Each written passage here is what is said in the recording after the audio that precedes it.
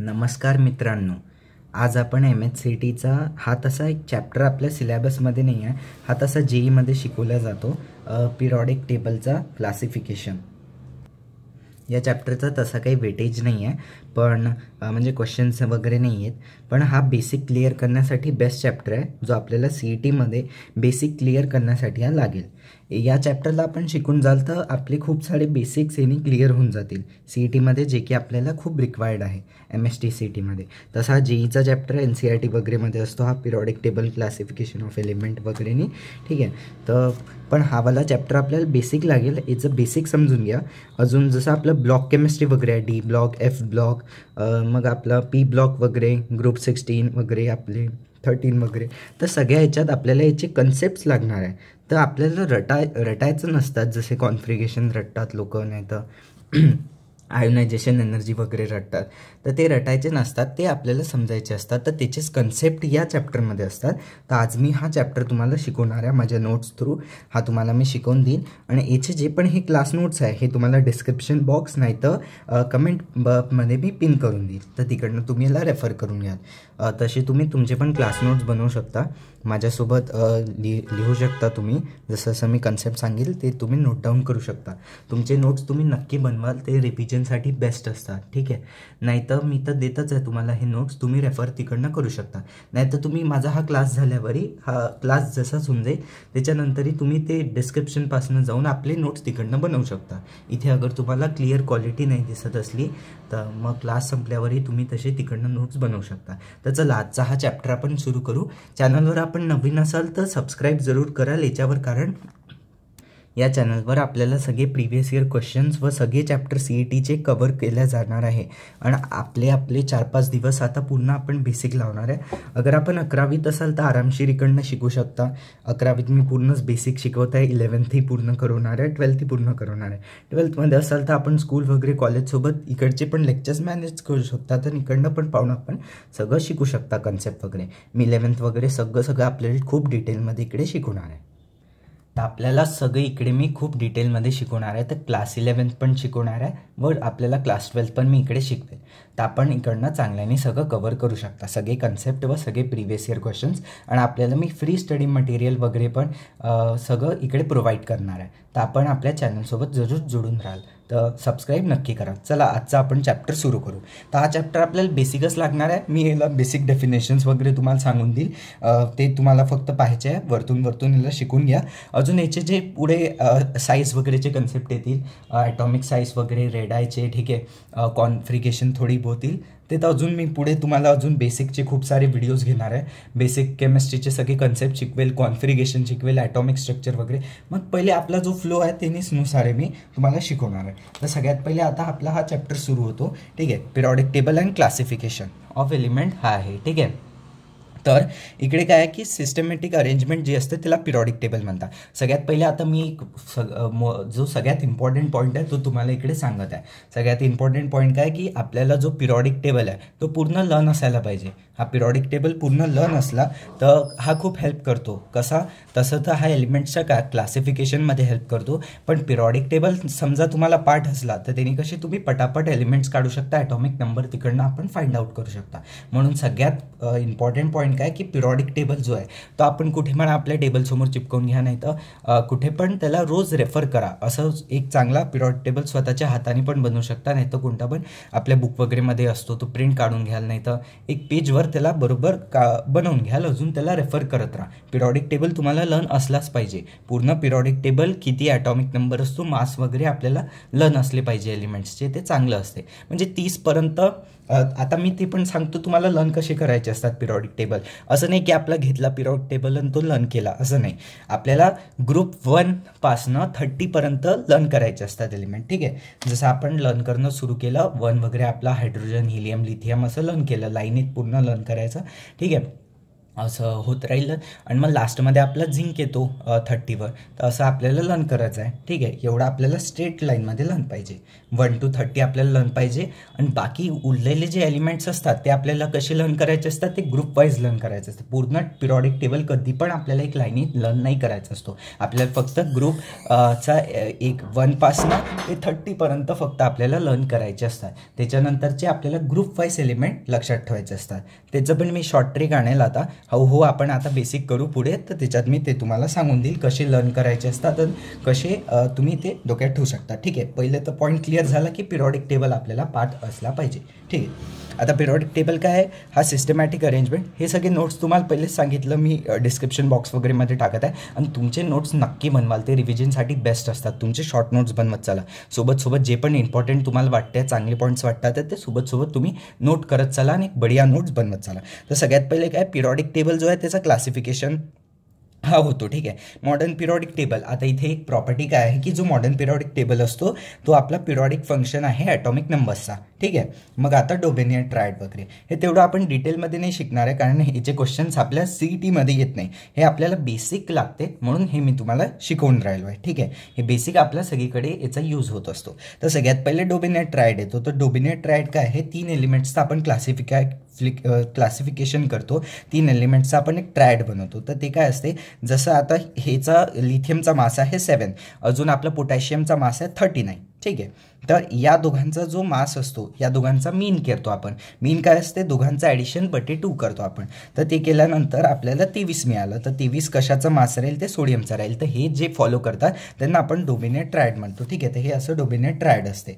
याचं example Fe पण असतो, अजून ClBr पण याचे एक्झाम्पल आहे, सल्फर, सेलेनियम, टेलिनियम पण याचे एक्झाम्पल आहे, कॅल्शियम वगैरे आपले हे पण सगळे याचे एक्झाम्पल्स आहे. ठीक आहे, म्हणजे काही नाही, दोघांचं मासचं ॲडिशन डिवाइड बाय 2 हे आपलं याचं अर्थमॅटिक मीन वगैरे असते. ठीक आहे, हे डिस्कार्ड होऊन गेली थेरी, कारण हे थोडेसेच फ्यू एलिमेंट्सपर्यंत रिस्ट्रिक्टेड असते. मग न्यूलँड-ऑप्टिक रूल येतो.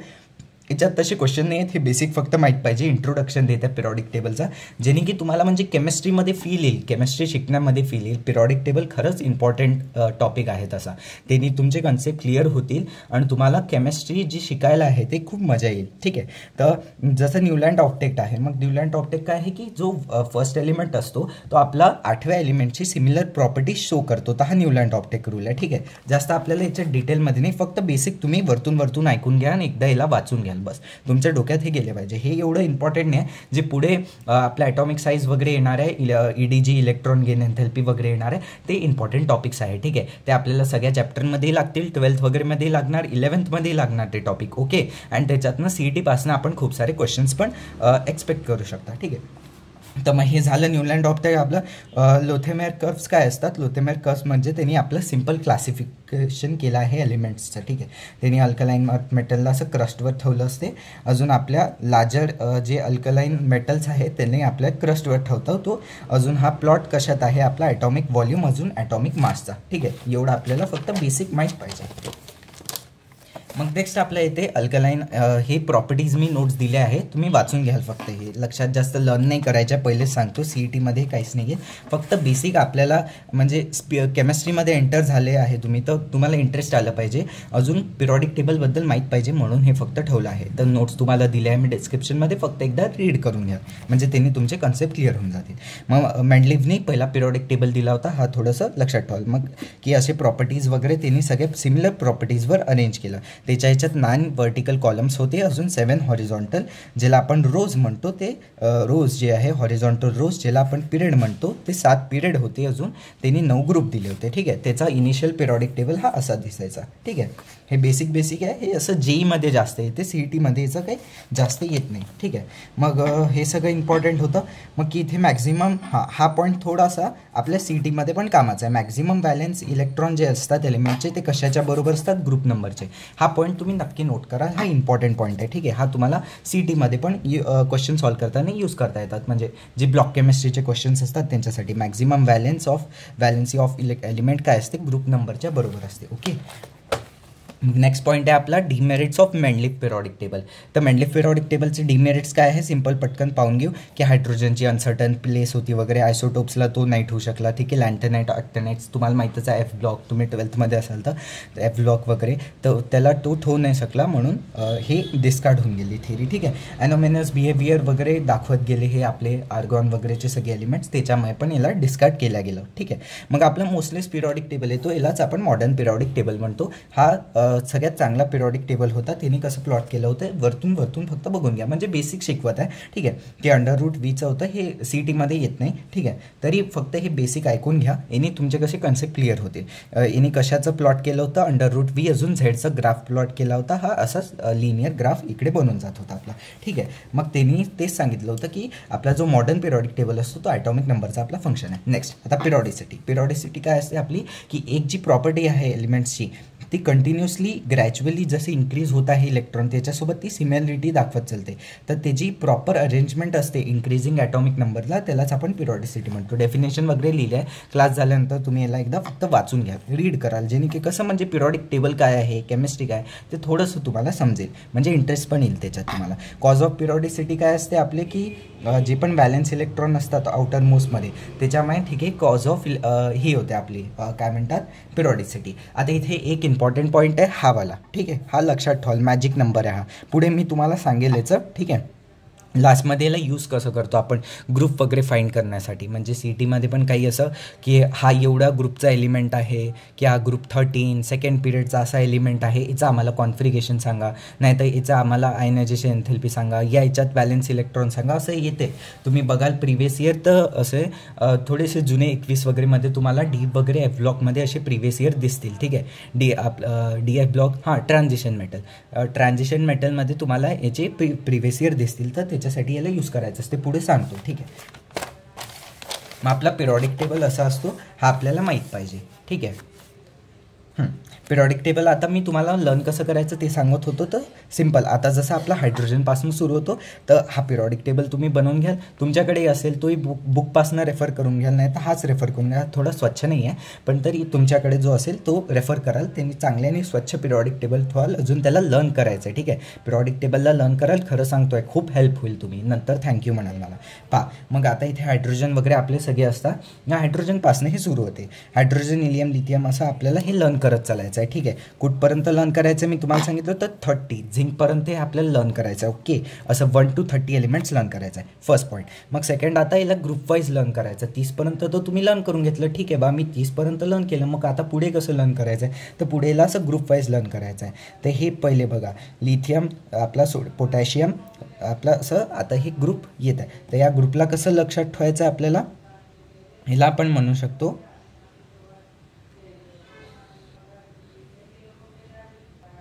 आता आपला जसा ग्रुप 1 पाहून घ्या, तर याला कसं आपलं लक्षात ठेवू शकतो, हेलिनाकी रब से फरियाद, ठीक आहे. हेलिनाकी रब से फरियाद बघितलं तुम्ही, तुमच्याकडे पिरियॉडिक टेबल असं एखादा स्वच्छ तर तो काढून बघाल, म्हणजे तुम्हाला समजत जाईल, कारण इथे क्लिअर दिसत नाही आहे आय थिंक, ठीक आहे. हेलिनाकी रब से फरियाद, ठीक आहे, याला असं लर्न करायचं, ठीक आहे. मग आता या दुसऱ्या याला कसं लर्न कराल, हे तुम्हाला पहिले समजलं की कसं लर्न करायचं आहे. 1 to 30 आपल्याला डायरेक्ट लर्न करायचं आहे, की कोणानंतर काय तो 1 कोण आहे, 2 कोण आहे, 3 कोण आहे, 4 कोण आहे, असं लर्न 30पर्यंत पाहिजे. आणि त्याच्यानंतर हे आपल्याला असं लर्न करायचं आहे, हे समजलं तुम्हाला. नेक्स्ट हे आता इथे कसं लर्न करायचं आहे, बेटा मांगे कार स्कूटर बाप राजी, ठीक आहे. बेटा मांगे कार स्कूटर बाप राजी, हे असं लर्न करायचं आहे. आता स्कॅन्डियम वगैरेसाठी, ठीक आहे. आता इथे स्कॅन्डियमपासनं डी ब्लॉक पण आपला हा खूप इम्पॉर्टंट आहे. डी ब्लॉकला अजून एफ ब्लॉकला तर एकदम नक्की चांगल्याने लर्न कराल, ठीक आहे. हे दोन तर खूपच इम्पॉर्टंट आहे, ओके.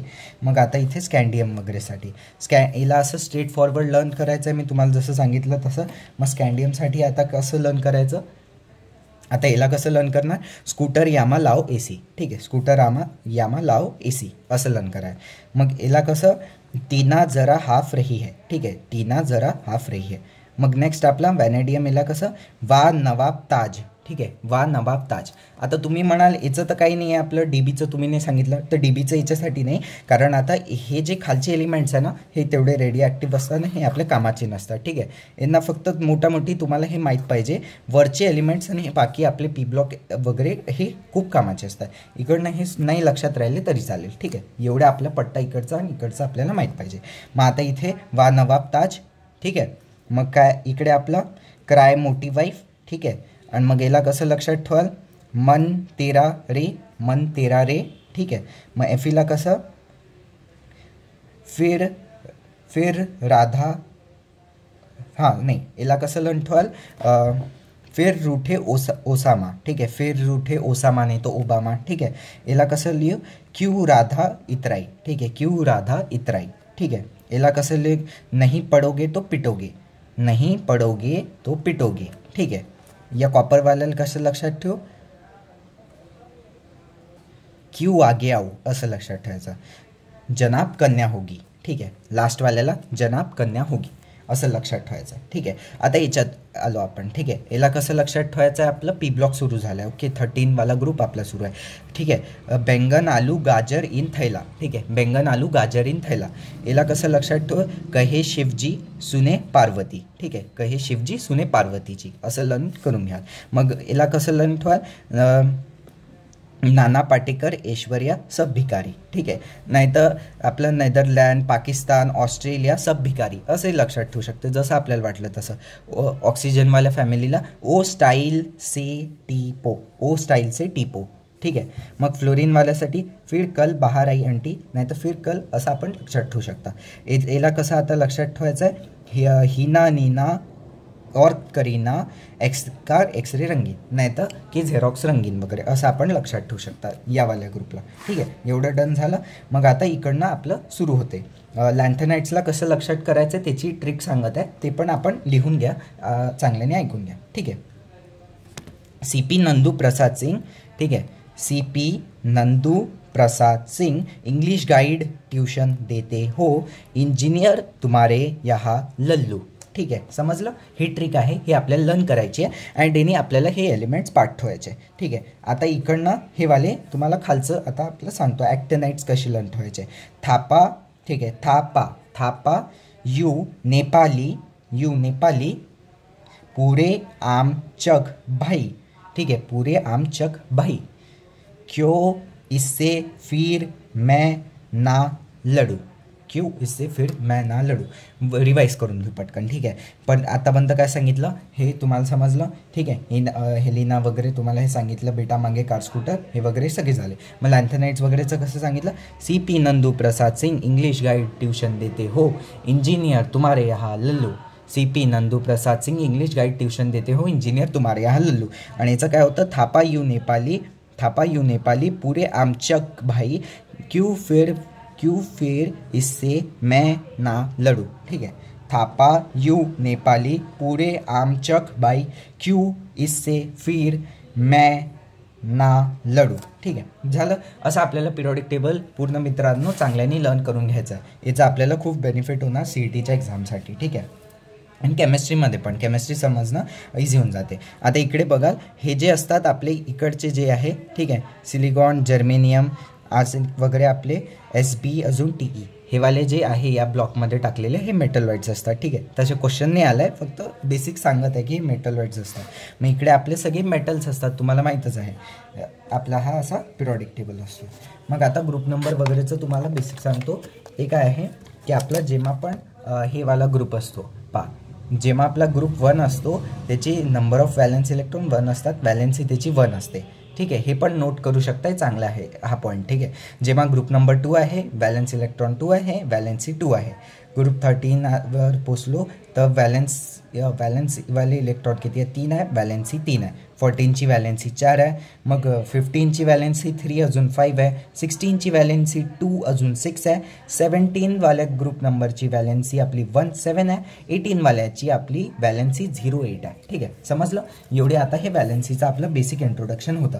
SPDFमध्ये आता हे पण सांगून देतो, तसे हे ॲटॉमिक स्ट्रक्चरमध्ये मी तुम्हाला एकदम डिटेलमध्ये शिकवणार आहे, पण इकडे बेसिक सांगून देतो. Sमध्ये 2 ऑर्बिटल्स असतात आपले, Pमध्ये 6 असतात, Dमध्ये आपले 10 असतात. ठीक आहे, Fमध्ये 14 असतात. असतात आणि मग जीमध्ये असे वाढत जातात. ठीक आहे.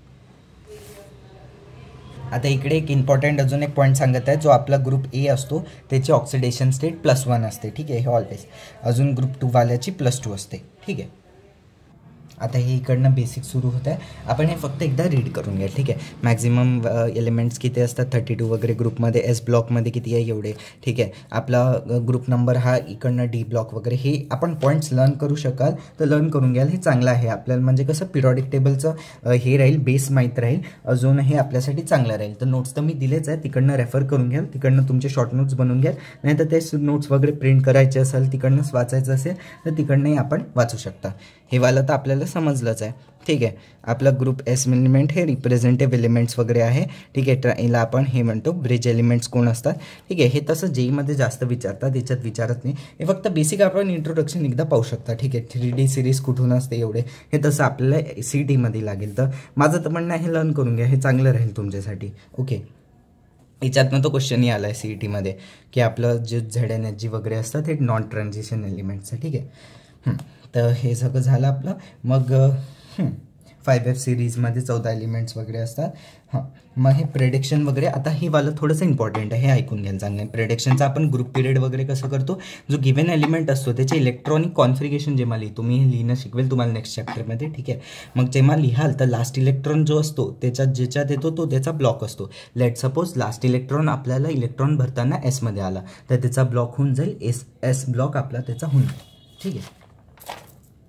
मग आपला मॅक्झिमम क्वांटम नंबर जो n आहे तो आपला पिरियड नंबर असतो. ठीक आहे. जो n जो आहे, जसं 4s असला तर जो n काय झाला त्याचा प्रिन्सिपल क्वांटम नंबर, हे नेक्स्ट चॅप्टरमध्ये डिटेलमध्ये शिकवेल, तो पिरियड नंबर असतो. ठीक आहे. कॅल्क्युलेशन ऑफ ग्रुप कसं फॅमिलीवर, आपल्या फॅमिली जो ग्रुप आहे त्याच्यावर डिपेंड असते. ठीक आहे. मग हे एक लर्न करू शकाल तर याला करून घ्याल की हे असं इम्पॉर्टंट आहे की 58 to 71 जो आहे आपला थर्ड पिरियड वगैरेमध्ये लाय करतो ब्लॉक वगैरे. ठीक आहे. आणि मग हे एवढं कामाचं नाही आहे, फक्त तुम्हाला तेवढं माहीत पाहिजे की जे मागे सांगितलं की मॅक्झिमम क्वांटम नंबर वगैरे आपल्याला पिरियड नंबर देत आहे, प्रिन्सिपल क्वांटम नंबर आपल्याला ग्रुप वगैरे सांगेल, ते आपल्याला बेसिक माहीत पाहिजे. मी इकडे तर हे बेसिक कॉन्फिगरेशन लिहिली आहे, हे एकदा फक्त वाचून घ्या. नेक्स्ट चॅप्टरमध्ये जो ॲटॉमिक स्ट्रक्चर आहे आपल्या 11th जो CETच्या सिलेबसमध्ये 11th जो चॅप्टर आहे स्ट्रक्चर ऑफ ॲटम, त्याच्यात कॉन्फिगरेशन वगैरे डिटेलमध्ये सांगून देईल. नाही तर अजून आता बेसिक लेक्चर्स येणार आहे पुढे, त्याच्यात मी चांगल्याने तुम्हाला सांगून देईल. ठीक आहे. आता हे जेव्हा आपण याच्यासाठी पण असतो की कॅल्क्युलेशनसाठी सिम्पल, हा तसा फॉर्म्युला जास्त लागत नाही, हा जेईमध्ये जास्त कामाचा असतो, हा फक्त एकदा वरतून बघून घ्याल. ठीक आहे. मग हे तसं पण हे कॉन्फिगरेशन कामाचं नाही, वाचू शकाल तर एकदा वाचून घ्याल, तसे क्वेश्चन्स नसतात याच्यातनं.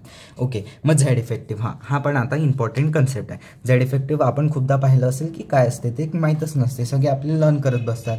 बुकमध्ये पण जाल DF ब्लॉकमध्ये, म्हणजे आपला ट्रान्झिशन एलिमेंट्सवाला जो चॅप्टर आहे त्याच्यात आहे आपलं झेड इफेक्टिव्ह वगैरे. तर झेड इफेक्टिव्ह काय, इफेक्टिव्ह न्यूक्लियर चार्ज. ठीक आहे. झेड इफेक्टिव्ह नाही तर झेडने आपण डिनोट करतो.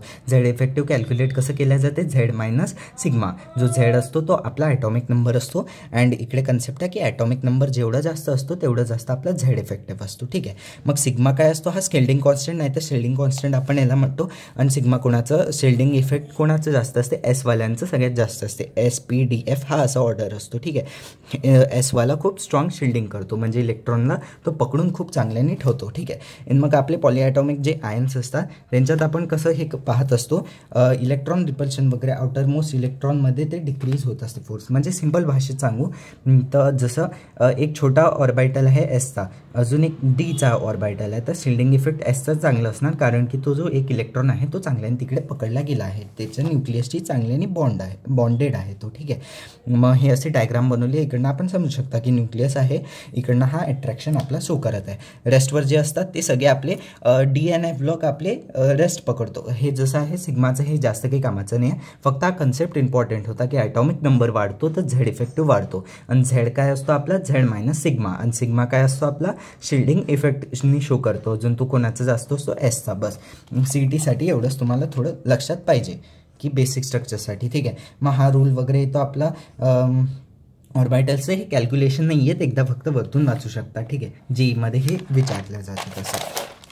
मग आता इकडनं सुरू होते आपलं की जे हायड्रोजन वगैरेच असते आता ॲटॉमिक साईज आपण करत आहे, तर हे इम्पॉर्टंट आहे. ओके, आता याला चांगल्याने ऐकाल, हे आपल्याला ब्लॉक केमिस्ट्रीमध्ये पण खूप लागणार आहे ॲटॉमिक साईज वगैरे. आता ॲटॉमिक साईजचं काय कन्सेप्ट आहे ते सांगतो. ॲटॉमिक साईज जे आहे, जेव्हा आपण टॉप टू बॉटम जातो तर ॲटॉमिक साईज काय होते, इन्क्रीज होते. ठीक आहे, हे कन्सेप्ट आपल्याला माहीत पाहिजे, याचे शॉर्ट नोट्स बनवत चालाल. ठीक आहे, टॉप टू बॉटम जेव्हा जाता तेव्हा ॲटॉमिक साईज वाढते. लेफ्ट टू राईट जेव्हा जाता पिरियॉडिक टेबलमध्ये झेड इफेक्टिव्ह इन्क्रीज होते. ओके, अँड साईज आपली काय होऊन जाते, डिक्रीज होऊन जाते. हे आपल्याला नोट्स मिळून जातील, आपण तिकडनं रेफर कराल. ठीक आहे, मग size is directly proportional to number of shells असते. नंबर ऑफ शेल्स कशा त्याच्या इक्वल असते. ठीक आहे, size inversely proportional to Z effect असते. हा तसा क्वेश्चन आपल्या कामाचा नाही, हा सोडून द्या. ठीक आहे, मग आयनिक रेडियस. आयनिक रेडियस काय असते, आपली आयन्सची जी रेडियस असते, ठीक आहे, कॅटायन आयन, त्याची रेडियसला आपण आयनिक रेडियस म्हणतो. After removal of one electron from nucleus proton वगैरे त्याचे वाढून जातात, फोर्स ऑफ अट्रॅक्शन वाढते. ठीक आहे, झेड इफेक्टिव्ह पण वाढते, तर त्याने काय होऊन जाते, साईज आपली काय होऊन जाते, कमी होऊन जाते. मग आता जे आहे इथे कन्सेप्ट आहे की जो पण आपला जसा एक मेटल आहे, ह्या सल्फरला घेतला आहे, इकडे कोणताही लेट सपोज तुम्ही पोटॅशियम कॅल्शियम वगैरेवाला एलिमेंट घेऊन घ्या, तर जेवढा जास्त निगेटिव्ह चार्ज राहील तेवढा त्याचा साईज वाढत जाईल. न्यूट्रल मग घेतो आणि मग पॉझिटिव्हवाला कमी होत जातो. जेवढा जास्त पॉझिटिव्ह होत जाईल त्याची साईज कमी होत जाईल. ठीक आहे, हा कन्सेप्ट लक्षात ठेवा. मग इथे आपला पिरियडचा आता आहे की आपला हा ग्रुप आहे. ठीक आहे, आपला हॅलोजेन फॅमिलीवाला, तर इकडे बघू शकता फ्लोरिक क्लोरिक ब्रोमिड आयोडीन, तर इकडे आपण टॉप टू बॉटम चाललो आहोत. ठीक आहे, तर इकडे काय होणार, साईज इन्क्रीज होणार, पिरियड नंबरही वाढतो आहे. नाही तसं डायरेक्टली पाहू शकता ना, टॉप टू बॉटम म्हणजे ग्रुपमध्ये तुम्ही चालले आहे तर साईज इन्क्रीज होईल, अजून पिरियडमध्ये साईज तुमची डिक्रीज होईल. पिरियडमध्ये तुमची साईज डिक्रीज होत जाईल आणि ग्रुपमध्ये साईज वाढत जाईल. हा असा कन्सेप्ट लक्षात ठेवायला CETसाठी इम्पॉर्टंट आहे. मग हे झालं. मग कोव्हॅलंट रेडियस वगैरे मेटॅलिकपेक्षा हे एकदा फक्त वरतून वाचून घ्याल. ठीक आहे, यांनी तुमचं थोडं कन्सेप्ट क्लिअर होऊन जाईल. Types of radius, van der Waals radius असते, ही कशासाठी असते, नोबल गॅस वगैरेसाठी असते. न्यूट्रल स्पेशी वगैरेमध्ये आपण लावत असतो. मेटॅलिक रेडियस हे फक्त मी म्हणेल एकदा वरतून वाचून घ्याल, हे तसं काही कामाचं नाही. हे वाले फॉर्म्युले वगैरे कामाचे नाही आहे, फक्त एकदा डेफिनेशन्स वाचून घ्याल. त्यांनी कसं तुम्हाला जो 12thचा कन्सेप्ट वाचाल वगैरे तर त्याच्यात तुम्हाला प्रॉब्लेम नाही ना. ब्लॉक केमिस्ट्रीमध्ये पिरियॉडिक टेबल खूप यूज होतो काय. मग आता हे आपल्या याचं झालं. साईजचं एक्सेप्शन्स वगैरे CETमध्ये विचारत नाही, हे जेईमध्ये जास्त विचारले जातात. तर साईजचं एक्सेप्शन्स आपल्याला लर्न नाही करायचे, फक्त हे मोठी वरतून बघून घ्याल की कोणाचं साईज मोठं छोटं असते. ठीक आहे, साईज वगैरे असं बघून घ्याल की या दोघांचं लॅन्थेनाइट कॉन्ट्रॅक्शन वगैरे ते आपलं ट्रान्झिशन एलिमेंट्समध्ये मी डिटेलमध्ये तुम्हाला शिकवेल तेव्हा. ठीक आहे, तर मग हे असं बघून घ्याल की जर्मेनियम वगैरेचं असते, हे एकदा फक्त रीड करून घ्याल वरतून. हे तसं मग बाकीचं काही इम्पॉर्टंट नाही आहे, हे फक्त एकदा रीड कराल. न्यूमरिकल्स वगैरे तर बिलकुल अजिबात इम्पॉर्टंट नाही आहे. ठीक आहे, यांना आपण नका कराल, हे जेईचे आहेत असेवाले नियम. मग डायगोनल रिलेशनशिप तसं केमिकल बॉन्डिंगमध्ये परत शिकवेल. इकडे ऐकून घ्या, याच्यातनं हा इम्पॉर्टंट टॉपिक आहे, याच्यातनं CETमध्ये क्वेश्चन्स येतात. ठीक आहे, कोणाचं डायगोनल रिलेशनशिप कोणासोबत असते. डायगोनल रिलेशनशिप काय असते, एक कोणत्या याच्यात आपल्या 2 अजून 3 पिरियडच्या एलिमेंट्समध्ये असते. डायगोनल रिलेशनशिप आपलं फिजिकल अजून केमिकल प्रॉपर्टीज त्यांचे सिमिलर असतात. ठीक आहे, सिमिलर होऊन जातात केमिकल अजून फिजिकल प्रॉपर्टीज. तर कोणाकोणाचे लिथियमची असते मॅग्नेशियमसोबत, बेरियम आहे ॲल्युमिनियमसोबत, बोरॉन आहे सिलिकॉनसोबत. हे एवढे लक्षात ठेवाल, समोरचे नाही ठेवले तरी चालतात. CETमध्ये या दोघांपासून जास्त क्वेश्चन आले, तुम्ही एक्सपेक्ट करू शकता याच्यापासून क्वेश्चन येऊन जाईल. ठीक आहे, तर हे 3 लक्षात ठेवाल. लिथियमचं डायगोनल रिलेशनशिप कोणासोबत आहे, मॅग्नेशियमसोबत. बेरियमचा ॲल्युमिनियमसोबत. मग बोरॉनचा सिलिकॉनसोबत. तर हे लक्षात ठेवाल. याच्यात खूप सारे प्रिव्हियस इयर क्वेश्चन्स आले आहे, हे डायरेक्ट आलेलं आहे. ओके, असंच विचारतात डायरेक्ट क्वेश्चनमध्ये की लिथियमचा डायगोनल रिलेशनशिप कोणासोबत आहे, तर आन्सर काय म्हणजे मॅग्नेशियम, हे असं विचारलं जातं. हे लक्षात ठेवाल, हा इम्पॉर्टंट पॉईंट आहे, हा नोटी करून घ्या. मग हा साईजचं हे एवढं इम्पॉर्टंट नाही, हे थेरी वगैरे लक्षात नका ठेवाल, हा फॉर्म्युला इम्पॉर्टंट नाही. मग आपला बॉन्ड लेंथ, हा बॉन्ड लेंथ वाला कन्सेप्ट चांगल्याने बघून घ्याल. बॉन्ड लेंथ काय असते, डायरेक्टली प्रोपोर्शनल टू ओव्हरलॅप असते. ठीक आहे, आपली बॉन्ड लेंथ काय आहे, inversely proportional to number of bond असते. ठीक आहे, हा पण कन्सेप्ट चांगल्याने नोट करून घ्याल, इम्पॉर्टंट आहे. इलेक्ट्रोनेगेटिव्हिटीवर जाऊ, तर पावलिंग स्केल्सनी इलेक्ट्रोनेगेटिव्हिटी दिली होती, हे फक्त थिअरी इम्पॉर्टंट नाही आपल्यासाठी, वरतून वाचून घ्याल. हां, आता इथे काय होतं की इलेक्ट्रोनेगेटिव्हिटी आपली डिक्रीज होते जेव्हा रेडियस वाढतो. ठीक आहे, हे लिहत चाला. रेडियस वाढल्यावर इलेक्ट्रोनेगेटिव्हिटी कमी होते. इलेक्ट्रोनेगेटिव्हिटी वाढते जेव्हा झेड इफेक्टिव्ह वाढते. इलेक्ट्रोनेगेटिव्हिटी कमी होते जेव्हा आपला सिग्मा वाढतो. ऑक्सिडेशन स्टेट कमी झाला तर इलेक्ट्रोनेगेटिव्हिटी कमी होऊन जाईल. इलेक्ट्रोनेगेटिव्हिटी वाढते जेव्हा आपला एस कॅरेक्टर वाढतो. याच्यातले हे जास्त इम्पॉर्टंट पॉईंट्स नाही आहे, फक्त हावाला आपला रेडियसचा लक्षात ठेवाल. अजून झेड इफेक्टिव्हचा अजून ऑक्सिडेशन मला थोडासा आपल्या डोक्यात ठेवून द्याल. अजून आता इथे हे इम्पॉर्टंट आहे, हे लर्न करू शकाल तर करून घ्याल.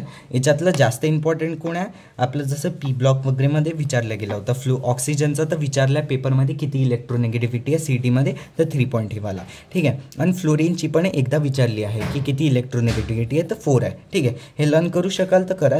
हे तर जसं लॉजिकलच आहे. याचं तुम्ही लर्न केलं तर इकडे 0.5 काय करत चाल, मायनस करत चलाल. तर 3.1 केलं तर 3 आलं, याच्यातनं 0.5 मायनस केलं तर 2.5, याच्यातनं मायनस केलं तर 2, याच्यातनं 0.5 घेणार की तर हे असं तुम्ही मायनस करत चला. तर 0.5 मायनस केल्याने हे होऊन जाईल. ठीक आहे. मेन इम्पॉर्टंट कोण आहे, हे ऑक्सिजन फ्लोरीन वगैरे लर्न ठेवून द्याल. आणि मग इथे पण पुढे काय करत आहे आपण 0.3 असं ॲड करत चालत आहे. तर हे वरतून बघून घ्या. तसं इलेक्ट्रोनेगेटिव्हिटीजच्या व्हॅल्यूज इम्पॉर्टंट आहे, लर्न नक्की करून घ्या. आता इकडे आपण आलो मुल्किन स्केल वगैरे, हे एवढे इम्पॉर्टंट नाही. ॲप्लिकेशन वगैरे हे इम्पॉर्टंट नाही. एकदा वाचायचं असलं मी नोट्स दिल्या आहेत तर वाचून घ्याल, फक्त वरतून एकदा वाचून घ्याल. हे ऑक्साईड्स वगैरे, आता हे ऑक्साईड्सचं इम्पॉर्टंट आहे. ओके. हे ऑक्साईड्स वगैरे एकदम चांगल्याने लर्न करून घ्या की कोण ॲसिडिक आहे कोण बेसिक आहे. 2 वेळा वाचाल तर लर्न होऊन जाईल तुम्हाला. लिथियमवाला हा काय असतो, बेसिक असतो आपला. बेरिलियमचा ॲम्फोटोरिक असतो, हा पेपरमध्ये खूपदा विचारला आहे. बेरिलियमचं विचारलं आहे. आणि ॲल्युमिनियम काय असतो, ॲम्फोटोरिक असतो. हे पण CETमध्ये खूप वेळा विचारलं आहे. ठीक आहे. हे खूप वेळा विचारलं की कोण ॲम्फोटोरिक असतं असं एक्झाम्पलमध्ये विचारतात. तर याचा आन्सर काय होऊन जाईल, Al2O3. ठीक आहे. अँड आपला हा पण विचारला ॲम्फोटोरिकमध्ये. आणि मग लक्षात ठेवाल हे वाले जे पुढचे असतात हे सगळे कसे ॲसिडिक असतात. ठीक आहे. हे तर खूप इम्पॉर्टंट आहे. हे तुम्ही नोट्स बनवत असाल तर हे इम्पॉर्टंट आहे, हे नोट करून घ्याल. हे CETमध्ये येतेच की कोण बेसिक आहे असं लिहत चाला, हे बेसिक आहे असं इन्क्रीज होतं आहे, हा ॲम्फोटोरिक असतो आणि बाकी सगळे ॲसिडिक आहे. ठीक आहे. ॲसिडिकवाला पण विचारलेला आहे. मग आपला बेसिक कोण आहे, मॅग्नेशियम वगैरे. सिम्पल जे आपले मेटल्स असतात ते काय बनवतात, बेसिक ऑक्साईड्स बनवतात. हे ॲल्युमिनियम वगैरेवाले काय आहे, ॲम्फोटोरिक वगैरे शो करतात. अजून हे ॲसिडिक. आता याच्यात मी तुम्हाला ट्रिक सांगतो. ठीक आहे. आज, फेड, सब, कार, वेंटो, तेरी. तर हे वाले जे एलिमेंट्स आहे हे सगळे काय असतात, हे ॲम्फोटोरिक शो करतात. CETमध्ये हे एवढे कामाचे नाही आहेत. CETमध्ये सिम्पल आपल्याला ॲल्युमिनियम अजून BE कामाचा येतो. ठीक आहे. ॲल्युमिनियम आणि BEचं ॲम्फोटोरिक असते, हे लक्षात पाहिजे. हे बाकी नाही राहिलं तरी चालते, पण हे ट्रिकने आपण लक्षात ठेवाल तर समजून जाईल की कोणता एलिमेंट ॲम्फोटोरिक बनवतो. ठीक आहे. आणि मग हे बाकी पण वाचून घ्यायला इम्पॉर्टंट आहे. ऑक्साईडचा पोर्शन आपण नक्की कराल, इम्पॉर्टंट आहे. मग हे ऑक्साईडचं की हे ॲसिडिक कोण आहे, ॲसिडिक आपल्या ॲसिडिक स्ट्रेंथ वगैरे हे बघून घ्याल. ठीक आहे. तसं हे डिटेलमध्ये शिकवेल तुम्हाला मी पी ब्लॉक वगैरेमध्ये. हे आपण हे असं वरतून फक्त बघून घ्याल. न्यूट्रल ऑक्साईड्स कोण असतात हे पण विचारले आहे. H2O याच्यात नाही आहे. ठीक आहे. H2O न्यूट्रल ऑक्साईडमध्ये नाही पकडू शकत आपण. तसं न्यूट्रल पकडू शकतो याला, पण न्यूट्रल ऑक्साईड झालं तर तुम्ही H2Oला टिक नका कराल. ठीक आहे. ऑप्शनमध्ये खूप वेळा देतात H2O कन्फ्यूज करायला, पण हे तीनच आपण प्रेफर कराल न्यूट्रल ऑक्साईडसाठी. ओके. इलेक्ट्रोनेगेटिव्हिटी वगैरेचा डिफरन्स असतो, हे फक्त बेसिक पाहून घ्या. हे एवढं कामाचं नाही आहे. नेक्स्ट कन्सेप्ट आता आयोनायझेशन एनर्जीवर येतो. आयोनायझेशन एनर्जी खूप इम्पॉर्टंट आहे. याचा कन्सेप्ट चांगल्याने ऐकाल. It is energy required to remove electron from isolated gases. जो आपला आयसोलेटेड ॲटम असतो त्याच्यापासून जो इलेक्ट्रॉन रिमूव्ह करायला आपल्याला जी एनर्जी लागते त्यालाच आपण आयोनायझेशन एनर्जी म्हणतो. ठीक आहे. आयोनायझेशन ही जी प्रोसेस असते आपण ज्याच्यात हा इलेक्ट्रॉन बाहेर काढून राहिलो न्यूक्लियसच्या, तर ही एंडोथर्मिक प्रोसेस असते. ठीक आहे. अजून आपला जो आता जसा एलिमेंट आपण आहे इथे एक्झाम्पल म्हणून लिहिलं आहे, तर ही आपली एंडोथर्मिक प्रोसेस आहे. आता इथे कंपॅरिझन वगैरे कसं असते, आता इथे आपल्याला कन्सेप्ट काय लक्षात ठेवायचं आहे, आयनायझेशन एनर्जी काय आहे की ही वाढते जेव्हा झेड इफेक्टिव्ह वाढतो, डायरेक्टली प्रोपोर्शनल आहे, इन्व्हर्सली प्रोपोर्शनल टू सिग्मा. सिग्मावाला फॅक्टर नाही लक्षात असला तरी चालतो, झेड इफेक्टिव्हवाला लक्षात ठेवा. आपल्या बुक वगैरेमध्ये खूप वेळा मेन्शन्ड आहे. ठीक आहे. प्रिन्सिपल क्वांटम नंबर वाढतो तर आयनायझेशन एनर्जी काय होऊन जाते, कमी. ठीक आहे. प्रिन्सिपल क्वांटम नंबर काय आहे, N जो आहे आपला, हा जो असतो ना याला आपण प्रिन्सिपल क्वांटम नंबर म्हणतो. हा अगर वाढत असला तर आपली आयनायझेशन एनर्जी काय होऊन जाते, कमी होते. नक्की हा कन्सेप्टमध्ये लिहा. मग आता इथे हाफ फील्ड स्टेबिलिटीवाला येतो. हा कन्सेप्ट आहे, हा पण इम्पॉर्टंट आहे, हा चांगल्याने लिहाल. आपल्याला कोणत्या हा ट्रान्झिशन एलिमेंट्स अँड आपल्याला F ब्लॉक वगैरेमध्ये याचं कन्सेप्ट खूप लागतात. तर हे नक्की लक्षात ठेवाल की जो आपला 5F आहे म्हणजे काय, हाफ फील्डची स्टेबिलिटी खूप चांगली असते आणि फुल फील्डची पण स्टेबिलिटी चांगली असते. तो आपला S ऑर्बिटल असो, P ऑर्बिटल असो की D ऑर्बिटल असो, त्याच्यात जी हाफ फील्ड स्टेबिलिटी असते ती दरवेळेस आपला स्टेबल बनवतो. आपला जो 5F आहे तो सगळ्यात जास्त इथे स्टेबल बनवेल. आणि मग Dमध्ये पण आपला हा स्टेबल Dवाला. आता इकडे आपला हा तुम्हाला साईजचा फॅक्टर समजला.